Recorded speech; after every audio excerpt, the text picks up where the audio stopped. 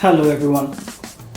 A few years ago, I was sitting in a meeting with the CEO of one of the banks in Nigeria and a couple of his executive directors. And we're having a conversation. They were there to appreciate us about the level of business we had been doing with them. And then they also spoke to the fact that, they were able to offer us the facility if we needed anything for expansion. I remember very clearly sitting at that table, feeling very proud of the fact that we had so much cash across our different bank accounts that we literally had no need. And I said as much to them. In fact, I remember smiling and saying actually that our problem was not more cash. It was what to do with the cash that we already had. I remember that they gave me a bit of a look, which I didn't understand at the time. But subsequently, I found out exactly what that look was. They were bankers, so they knew better. Let me tell you what happened then. Post that meeting, we sat down as a company, as a management team, and started to think about what we would do with the money. And at that point in time, we had a facility from one of the institutional banks that was running at 10% interest per annum. And we decided that we should take the money we had and pay that facility off in full so that we didn't need to be paying off any additional interest charges. And that's exactly what we did. Guess what? Huge mistake. Why? Because at that point in time, the money market was doing over 20%. And Treasury bills were doing about 18 point something percent. And if we were smart, what we should have done was to have invested the totality of that sum in the money market, or some in the money market, some in Treasury bills, just to hedge. And then out of the interest that would yield, we would pay off the interest on the existing facility, which we still, by the way, had about 3 years to pay off. And we would still have ended up net positive. But because we didn't know better, we didn't do better. So today, I then want to bring this very real mistake that I made several years ago into context by discussing the concept of a treasury policy and why it is important for every business, especially the early stage growth phase entrepreneurial businesses, to have one. So as an entrepreneur, you must consider how every financial decision impacts your company's overall value. And I like to talk about legacy. And I genuinely believe that if you steward your business venture with a legacy building institutionalization mindset, that you will find yourself sooner than later partnering with those that can one day help you to scale beyond your present levels and perhaps beyond your current aspirations.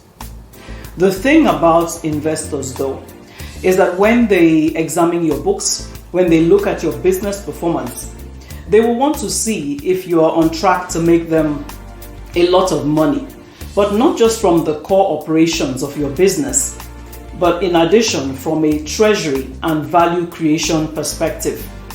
Stepping away from investors, therefore, and keeping what I said about my experience in view, I want you to adopt this same mindset for yourself going forward. So what is a treasury policy?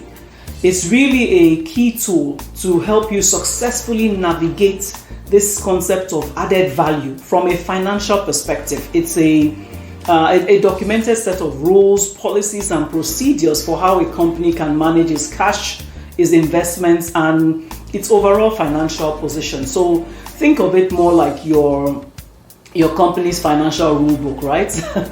And it also, of course, incorporates how you manage debts and so on and so forth. And it's really key, like I said earlier, for any business, particularly the growing businesses. And why is this? Well, I'm going to give you a few reasons.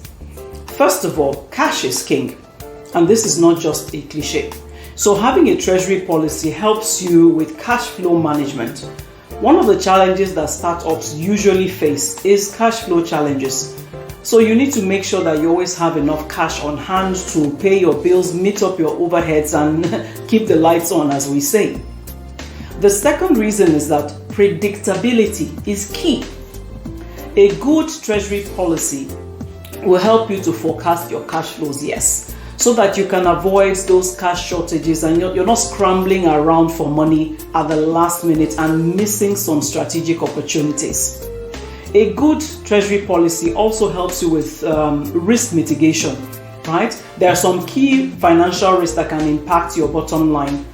For instance, foreign exchange risk. So if you're dealing in international markets, for instance, that treasury policy is going to embody policies to help you to manage currency fluctuations.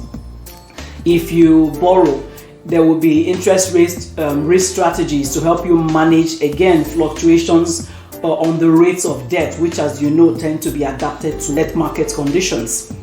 There is also the fact that inflation is real. So you have to be able to sweat your assets all the time to gain value, of which cash is key. So having a treasury policy in place helps you to counter the value erosion that comes with inflation. And lastly, please remember that I talked about investor expectations. So investors, VCs, angel investors, they are primarily concerned with maximizing their returns on investment.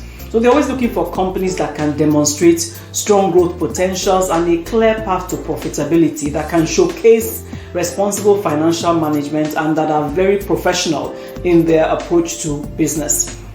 So there is actually enhanced investor confidence when your business is able to demonstrate that there is a sophisticated level of understanding of financial performance, that you have a clear focus on long-term value.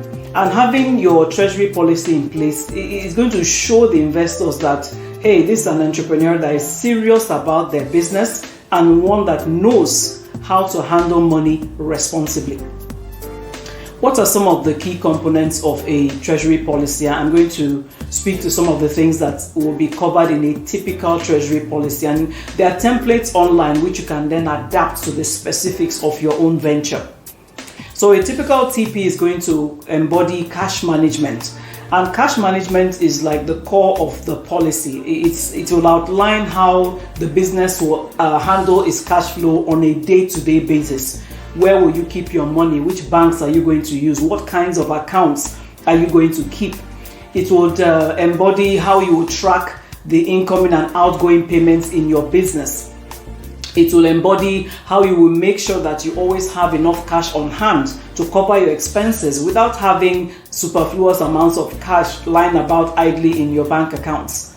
There will also be some element of risk mitigation provisions. For instance, there will be provisions around counterparty risk and concentration risk. What do I mean by this? In simple terms, the treasury policy will spell out things like what is the maximum quantum of cash that we should have in any one financial institution. What are the caliber of financial institutions that we're going to bank with? Another thing that it takes care of then is investment management. So guidelines that determine how you do your short-term investments, your long-term investments. So do we do treasury bills? Do we do commercial papers? And so on. And then where we have extra cash, how do we invest? How do we earn for every little cent or dollar or naira or kobo that we have? There will also be provisions around debt management. So if you take on loans, for instance, then the treasury policy would also be explaining things like how you will manage those loans, how you will make sure that you're making payments on time, how you will minimize the interest costs of the facilities that you take. But the question now will be, so how do all these things help you as the entrepreneur, as the business, create more value? So in simple terms, that treasury policy is like a financial roadmap that will help you to steer your business in the right direction, ensuring that you're making the most of your money and giving you a much better chance of success. So by adopting a value creation mindset and implementing a very robust treasury policy, you can actually significantly improve the chances of a more sustainable success. And this happens by different means, which I'll begin to speak to. First of all, once you have a treasury policy in place, you're going to find that you are making more informed financial decisions. You have data-driven insights, and this means better resource allocation and more strategic choices about your money. And there's no entrepreneur that wants to get it wrong where money is concerned. It also means you'll be maximizing your returns. because you will learn how to invest your money wisely, minimize your financial risk, and this of course can then lead to higher profits for the business. There's also the element of the fact that when you have a treasury policy in place that you actually operate stringently, you end up maximizing shareholder value and building what will be a stronger and much more sustainable foundation for future growth for your enterprise. So I hope these have been useful to you today. And I want to encourage you that if you don't already have a treasury policy in place, please do the work. Look online, but like I said, please, we don't copy and paste. Sit down and look at your business and think about what you're doing, the model you're running, how your cash comes in.